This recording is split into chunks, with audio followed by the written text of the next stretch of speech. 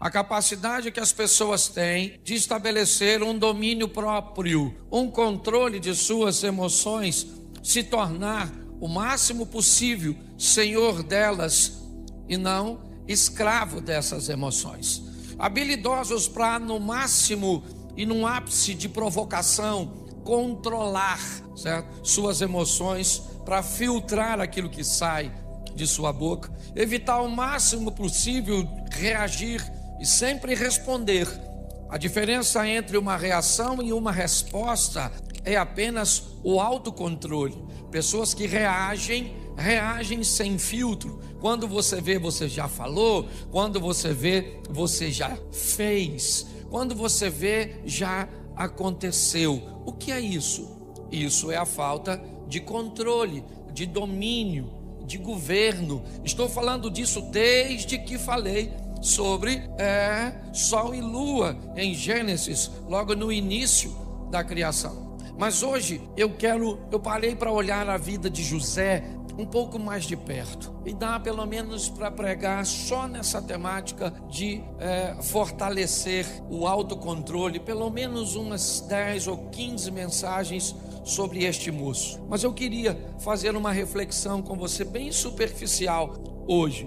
Gênesis 37, versículo 2. Bom, vamos lá, diz assim o texto: estas são as gerações de Jacó. Sendo José de 17 anos, apacentava as ovelhas com seus irmãos, e estava este jovem com os filhos de Bila e os filhos de Zilpa, mulheres de seu pai. E José trazia uma má fama deles a seu pai. Nós temos algumas informações muito importantes nesse texto acerca desse personagem bíblico, um dos grandes homens da Bíblia num todo, mas principalmente no Velho Testamento ou no Antigo Testamento. José é um cara extraordinário. Nesse versículo aqui, nós temos diversas informações. A primeira é quando a história dele entra em cena, quando as coisas começam a acontecer na vida de José. É muito precoce, é muito cedo. Quando nós olhamos a cultura cuja qual ele está inserido, um homem se tornando, e tomando a maioridade numa idade mais avançada, ok? Nós vemos que aos 17 anos de idade, as coisas começam a acontecer na vida deste rapaz. 17 anos, ele já tem por profissão o pastorado. Ele é pastor de ovelhas. É importante observarmos que nessa ocasião, ele é o filho mais novo. Ele está ao lado das referências. Seus irmãos, todos mais velhos, encabeçados por Rúben, certo? Que é o primogênito de Jacó. É importante entendermos que José já nasce num ambiente estabelecido, e ele não é muito bom. Nós vemos esse texto terminar que há uma má fama, há um comportamento incorreto. Esses rapazes não seguem as instruções, eles não cumprem os protocolos estabelecidos por seu pai, tanto nas orientações de seu pai, quanto na obediência a Deus. Ou seja, a história de José, ela talvez esteja bem colocada hoje para nós, onde as coisas estão começando cedo demais, onde cedo demais precisamos tomar as responsabilidades de nossos atos, talvez não as obrigações, porque a minha geração, ela se fortaleceu de uma tal forma que ela facilitou a geração de vocês. Vocês não sabem o que é comer carne uma vez por semana, certo? Vocês não sabem o que é não ter acesso a um Danone, a um sorvete, a uma Coca-Cola. A geração de hoje não sabe o que é isso. Provavelmente aqui quase todo mundo come carne quase todo dia. Pode não ser a melhor carne do mundo, mas tá certo? Você tem muitas coisas que a nossa geração anterior construiu e ofereceu a vocês, mas inevitavelmente vocês têm que lidar com as responsabilidades das ações. As referências estão aí, é importante você olhar isso, e cabe a você definir o que você vai copiar, o que você vai modelar, como você vai se comportar, porque as referências estão aí, boas e ruins, perto e longe, sempre estiveram. É importante você entender que esse camarada é o filho mais novo, que está olhando para uma equipe de nada mais, nada menos, 10 irmãos. Ele é o 11º, Benjamim ainda vai nascer, e Diná, uma menina. Então 10 rapazes precedem José, com um comportamento incorreto, com uma postura que não é das melhores, influenciando um garoto ainda em formação, de 17 anos, trabalhando junto com este garoto. Ou seja, José, ele vai conviver neste ambiente de corrupção, neste ambiente tóxico, com 17 anos de idade. Talvez isso deformaria você, talvez isso criaria problemas para você, mas para ele não. Ele conseguiu sobreviver às referências negativas. Porém, José não é perfeito como ninguém. José tem uma postura que talvez não seja uma postura muito legal. É muito legal nós falarmos da má fama dos outros, mas neste versículo eu também encontro algo que me dá direito a não falar tão bem de José assim. A sua postura de denúncia. Nesse texto nós já vamos começar a descobrir que os irmãos também têm motivos para não gostar dele, porque ele é alguém que leva a fofoca, ele é alguém que leva informações negativas. Eu não vejo em nenhum texto bíblico que este garoto de 17 anos tenha confrontado seus irmãos pelo comportamento negativo. Talvez porque não se sentia em autoridade, eu entendo perfeitamente, mas ele vai para casa e conta para seu pai que seus irmãos estão com comportamento incorreto. Então, diga-se de passagem, os irmãos de José não precisa que ele sonhe para ficar com raiva dele. Às vezes nós olhamos para alguém contando uma história a nosso respeito, ou a respeito de alguém, e nós não paramos para pensar que por mais certo que alguém esteja ao olhar a alguém fazendo uma coisa errada, nós precisamos também dar uma olhada na nossa postura no que diz respeito a isso. Ele vai para casa e conta para Jacó: ó papai, Rubem está vacilando, Judá não está indo bem, Isacar está com problemas, Zebulun está fazendo isso, Gade faz isso, Azé faz dessa forma, Simeão faz desse jeito. Então pare e pense. 17 anos de idade, um menino trabalhador, é verdade, as referências são seus irmãos, elas não são boas, e sua postura é uma postura de denúncia. Ele é aquele tipo de gente que não aguenta ficar quieto se vê alguma coisa de errado. Não tem nenhum problema nesse modelo, ô denunciante. Só não queira a admiração dos outros quando você expõe o problema das pessoas. Tá certo? Não estou dizendo que você está errado de falar. Eu estou dizendo que não vão te apreciar. Então pare de querer que as pessoas gostem de alguém que fale o que os outros. As pessoas estão preparadas para ouvirem o que quer e não o que precisam. Quem fala para o outro o que ele quer ouvir provavelmente vai ser muito amado. Mas quem fala para o outro o que ele precisa ouvir pode saber que não vai ser amado. Pastor, o que você está querendo dizer? Que eu tenho que ver as coisas erradas e ficar quieto? Não, você tem que continuar denunciando, mas ser maduro o suficiente para saber que as pessoas não vão gostar de você e pronto. Isso torna você uma pessoa bem resolvida. Eu faço desse modelo, certo? Faço com amor, com respeito, mas eu denuncio, ok? E se as pessoas não vão gostar de mim, elas não vão gostar de mim por uma postura cuja qual eu aprovo em mim. E se você não precisa da aprovação dos outros, não se preocupe com a crítica deles. Se preocupe com a crítica daqueles cuja qual você precisa de aprovação. Quando nós olhamos para isso, é isso que vemos. A história dele vai piorar um pouco neste versículo. Capítulo 37, verso 3. Dá uma olhada no texto. Israel, seu pai, Jacó, vamos colocar assim, para ficar mais fácil de você entender. E Jacó amava a José mais do que a todos os seus filhos, porque era filho da sua velhice, e ele fez uma túnica de várias cores. Preste atenção. Os irmãos dele já não gostavam muito dele, por quê? Porque ele fazia, pode falar isso, fofoca, só para você não esquecer. Depois você troca outra mensagem quando você for falar para alguém, senão você acaba fazendo fofoca do José, certo? Mas os irmãos não gostavam dele porque ele falava dos erros dos irmãos. Mas esse texto piora. Além de levar má fama dos irmãos para o pai, José tem algo nesse texto que dói demais. Aliás, duas coisas. Primeiro, a atenção e o amor. José vê canalizado para ele, e também não é difícil de explicar, é só você olhar a história de Jacó. Ele casou com Bila por engano, que para mim tinha tomado uns graus. Não tem lógica, não tem lógica. O cara trabalha 7 anos para casar com a dona, enfia outra na tenda e ele não vê? No mínimo 7 anos trabalhando, no dia da festividade, o cara tá doidão, mano. O vinho era permitido, símbolo da alegria. Ele falou: meu irmão, depois de 7 anos trabalhando para pegar essa dona, eu vou comemorar. Encheu a cara. O sogro malandro trocou a mulher, pegou a Raquelzinha e tirou de cena e enfiou a Lia. Tinha um olho para arquibancada, outro para geral. Lia era meio bagunçadinha e ele casou com ela por engano. E eu fico me perguntando como é que um cara... Ela não era nem irmã gêmea. Como eu disse, não é tão difícil de entender se você olhar. Mas tinha algo que era horroroso aqui. Jacó deu a José algo que nenhum de seus irmãos tinha. Preste atenção. Seja franco. Por que você acha que Caim matou Abel?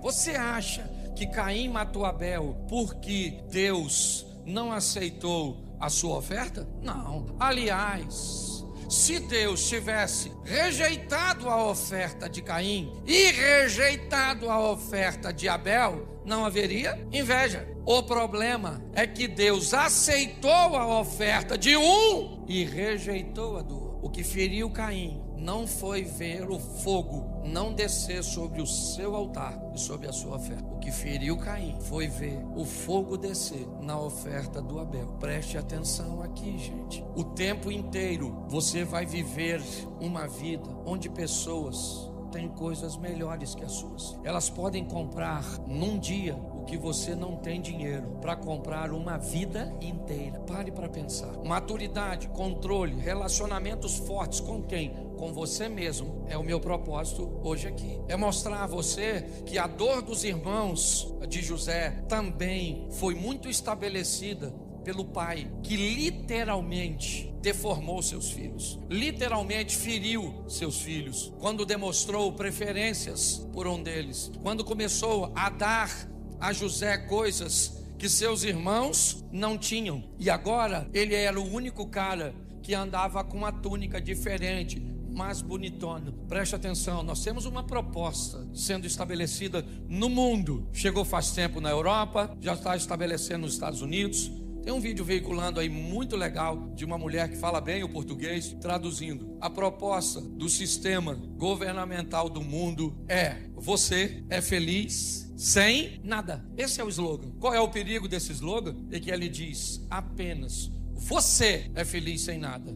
Ele não diz nós, o que indica que a estrutura é: um grupo bem pequeno tem tudo e um grupo bem grande não tem nada. E pasme você, ele é maravilhoso. É uma proposta extraordinária para a classe que já não tem quase, porque preste atenção, não se sabe se dói mais não ter ou se a dor de verdade é um ódio enrustido de quem tem. Às vezes é muito confuso. Será que o que me dói de verdade é não ter? Ou será que o que me dói de verdade é ver você tendo, você andando, você usufruindo? Agora preste atenção, que entre o quase nada e o nada está a vida. Preste atenção. Quando um pobre pensa que a proposta de não ter nada atrapalha mais alguém que está mais acima do que ele, do que propriamente ele está esquecendo que sem nada praticamente todo mundo vai viver a miséria. Essa história, ela entrou na minha mente porque é o que eu vejo hoje na minha nação. Uma nação que torce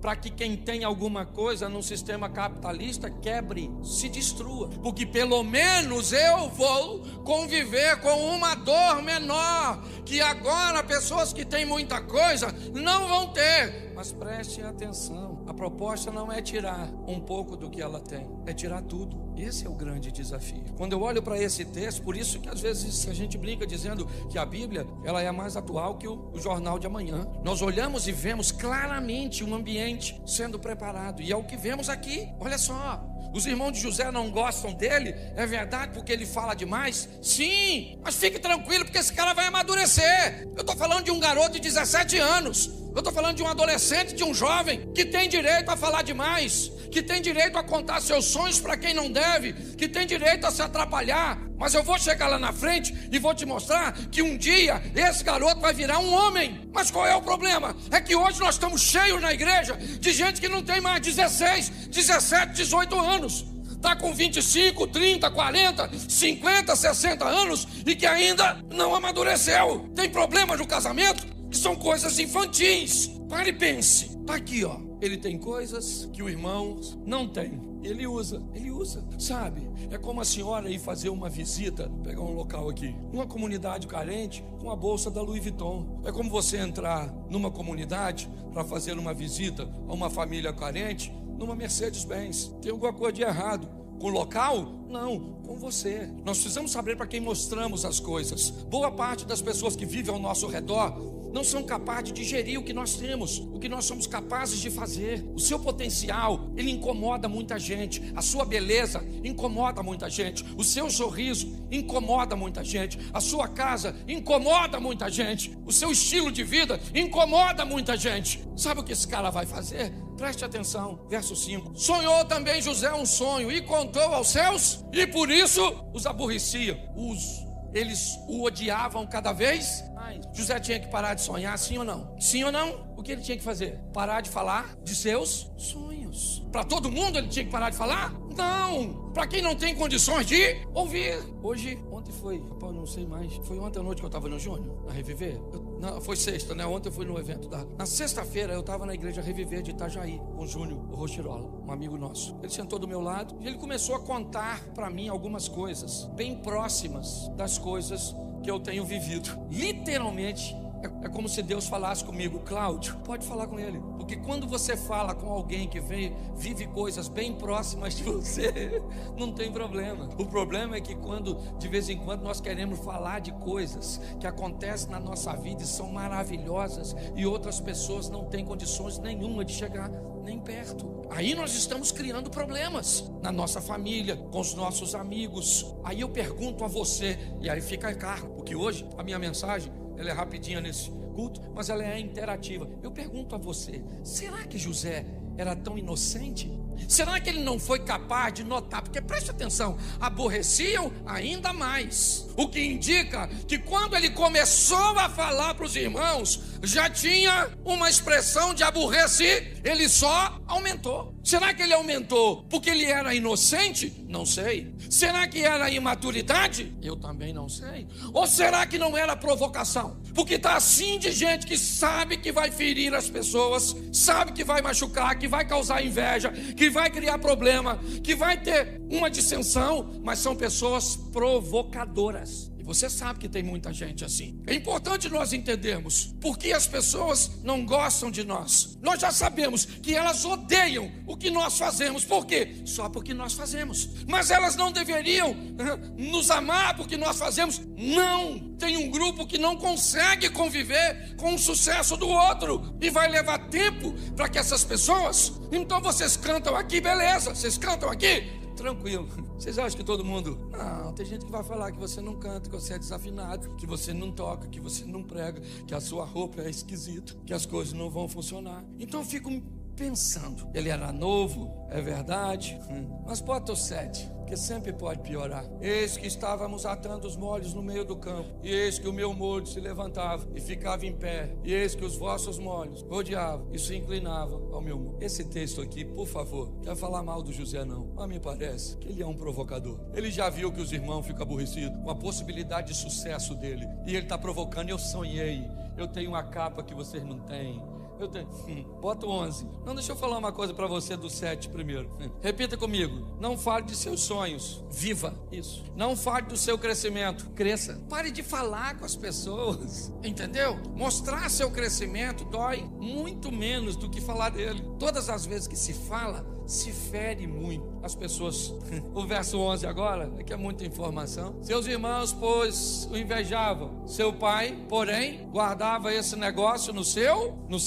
Pois é. José continua sonhando, sonha que sol e lua e as estrelas se inclinam perante ele, continua contando para seus irmãos, certo? Seus irmãos o invejam cada vez mais, ok? Seu pai guarda o silêncio. Jacó é aquele cara que não entende, mas não questiona, ele está na dele. Provavelmente o que Jacó está vendo é que há uma promessa que começou em Abraão, que passou por Isaac e que chegou nele, mas quando ele olha para frente, ele não consegue ver os seus filhos, com a posição que tem, com a vida que tem, poderem alcançar o projeto que Deus tem. Porém, apesar de serem filhos descompensados, filhos imorais, Pessoas com comportamento incorreto, eles são filhos. Então ele guarda no coração e fica só observando. Verso 12: e seus irmãos foram apacentar o rebanho do seu pai junto a Siquém. Preste atenção. O mesmo pai, a mesma profissão, o mesmo Deus, o mesmo período. Esses rapazes têm tudo igual. Aliás, se tem alguém para levar desvantagem nessa história, esse alguém é José. Porque eu não posso dizer que José prosperou porque trabalhava mais que seus irmãos. Não. Quando ele encontra com os irmãos são trabalhadores. Eu não posso dizer que Jacó financiou José e não financiou seus irmãos, porque a única coisa que ele tinha de diferente de seus irmãos era uma capa. Eu não posso dizer que José foi para as Campinas de Jordão